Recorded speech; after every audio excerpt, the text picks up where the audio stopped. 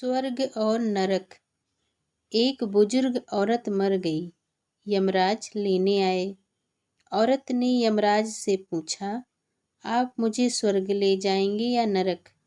यमराज बोले, दोनों में से कहीं नहीं। तुमने इस जन्म में बहुत ही अच्छे कर्म किए हैं, इसीलिए मैं तुम्हें सीधे प्रभु के धाम ले जा रहा हूँ। बुजुर्ग औरत खुश हो गई और बोली, धन्यवाद, पर मेरी आपसे एक विनती है। मैंने यहाँ धरती पर सबसे स्वर्ग नरक के बारे में बहुत सुना है, इसीलिए मैं एक बार दोनों जगहों को देखना चाहती हूँ। यमराज बोले, तुम्हारे कर्म अच्छे हैं, इसीलिए मैं तुम्हारी यह इच्छा पूरी करता हूँ। चलो हम स्वर्ग और नरक के रास्ते से होते हुए प्रभु के धाम चलेंगे। दोनों चल पड़े। सबसे पहले नर्क आया। नर्क में बुजुर्ग औरत ने जोर जोर से लोगों के रोने की आवाज़ सुनी। वहाँ नर्क में सभी लोग दुबले पतले और बीमार दिखाई दे रहे थे। औरत ने एक आदमी से पूछा, यहाँ आप सब लोगों की ऐसी हालत क्यों है? आदमी बोला, तो और कैसी हालत होगी? मरने के बाद जब से यहाँ आए हैं, हमने एक दिन भी खाना नहीं खाया। भूख से हमारी आत्माएं तड़प रही हैं। बुजुर्ग औरत की नज़र एक विशाल पतीले पर पड़ी, जो कि लोगों के कद से करीब 100 फीट ऊंचा होगा। उस पतीले के ऊपर एक विशाल चम्मच लटका हुआ था।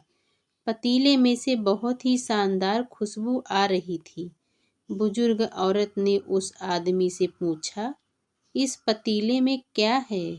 आदमी मायूस होकर बोला, ये पतीला बहुत ही स्वादिष्ट खीर से हर समय भरा रहता है।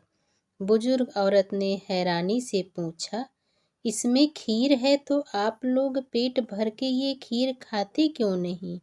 भूख से क्यों तड़फ रहे हैं? आदमी रो रो कर बोलने लगा, कैसे खाएं? ये पतीला 100 फीट ऊंचा है। हम में से कोई भी उस पतीले तक नहीं पहुंच पाता। यह सुन बुजुर्ग औरत को उन पर तरस आ गया। सोचने लगी, बेचारे खीर का पतीला होते हुए भी भूख से बेहाल हैं। शायद ईश्वर ने इन्हें यही दंड दिया होगा। अब यमराज बुजुर्ग औरत से बोले, चलो हमें देर हो रही है। दोनों चल पड़े। कुछ दूर चलने पर स्वर्ग आया। वहाँ पर बुजुर्ग औरत को सबके हंसने और खिलखिलाने की आवाज़ सुनाई दी।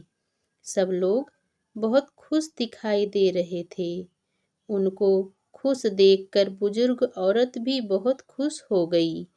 पर वहाँ स्वर्ग में भी बुजुर्ग औरत की नज़र वैसे ही 100 फीट ऊंचे पतीले पर पड़ी जैसा नर्क में था। उसके ऊपर भी वैसा ही चम्मच रखा हुआ था। बुजुर्ग औरत ने वहाँ के लोगों से पूछा, इस पतीले में क्या है? स्वर्ग के लोग बोले, इसमें बहुत ही स्वादिष्ट खीर है। बुजुर्ग औरत हैरान हो गई और उनसे बोली, पर ये पतीला तो 100 फीट ऊंचा है। आप लोग तो इस तक पहुँच ही नहीं पाते होंगे। उस हिसाब से तो आप लोगों को खाना मिलता ही नहीं होगा। आप लोग भूख से बेहाल होंगे। पर मुझे तो आप सब बहुत खुश लग रहे हो। ऐसा कैसे? इनमें से एक व्यक्ति बोला, हम सब लोग तो इस पतीले में से पेट भर खीर खाते हैं। औरत बोली, पर कैसे? पतीला तो बहुत ऊंचा है। व्यक्ति बोला, तो क्या हो गया? पतीला ऊंचा है तो यहाँ पर कितने सारे पेड़ हैं। हमने इन पेड़ों की लकड़ी ली, उसको काटा और एक विशाल सीढ़ी का निर्माण किया। उस लकड़ी के सीढ़ी के सहारे हम पतीले तक पहुँचते हैं और सब मिलकर खीर का आनंद लेते हैं। बुजुर्ग औरत यमराज की तरफ देखने लगी। यमराज मुस्कुराए और बोले, ईश्वर ने स्वर्ग और नरक मनुष्य के हाथ में सौंप रखा है। चाहे तो अपने लिए नरक बना ले, चाहे तो अपने लिए स्वर्ग।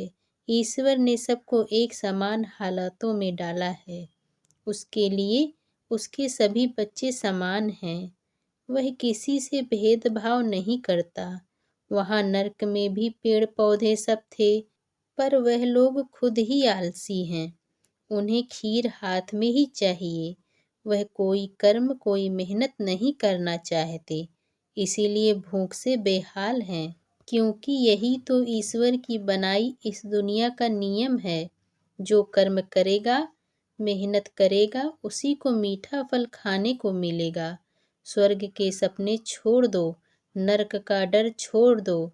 बस आपकी वजह से किसी का दिल न दुखे, इतना सोचो और बाकी सब कुदरत पर छोड़ दो। अगर आपको आज की यह कहानी अच्छी लगी हो तो मेरे चैनल को लाइक, शेयर एंड सब्सक्राइब जरूर करें। धन्यवाद।